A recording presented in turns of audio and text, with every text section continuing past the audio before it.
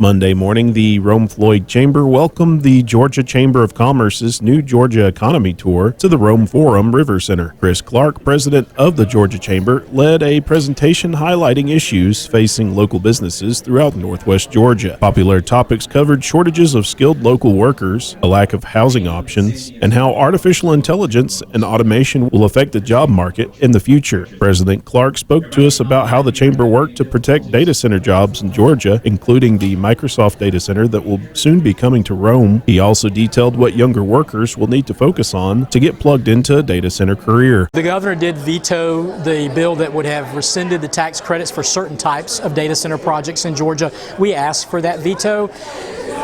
It's not our position to say whether or not you should incentivize a company or not, but you can't change the rules in the middle of the game. We have $22 billion worth of data center projects that are under construction in Georgia today. Many of them have used that tax credit to secure their financing, or it's been a part of that.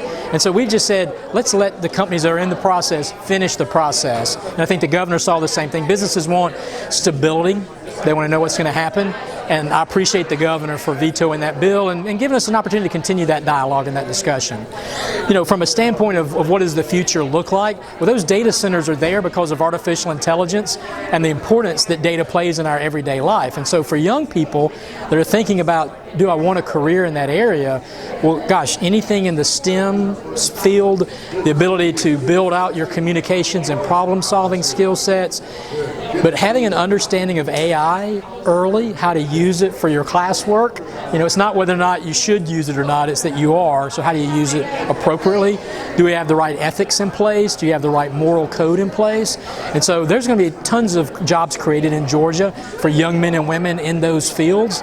They just have to make sure that they're prepared for them. Clark highlighted why it's important to guide the next generation towards promising career pathways. We just recently surveyed Georgia businesses, including ones here in Rome in this area, and they're all, almost 58% of them are investing in automation, AI, robotics right now.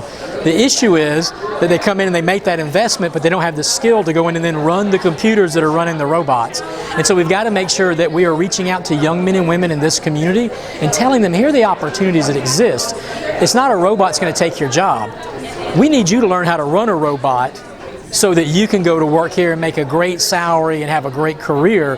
But some of that is just introducing STEAM and robotic skill sets earlier in their careers and giving them those entrepreneurial skill sets that they need to be successful. If you're a low-skill worker right now, you've got about 6 years to upskill so you can be prepared and AI-proof your life. And so that means going back to technical college, it means going online and using free resources, it means going back to school. Whatever it is, you've got to go do it. You can't expect your employer to do it, although we're trying to get them to do so. You got to take your own initiative and say, all right, here's where I am today, here's where I want to be in 5 years, what do I need to do between now and then, and just show your motivation, take your own initiative. Reporting for WRGA News, I'm Ethan Garrett.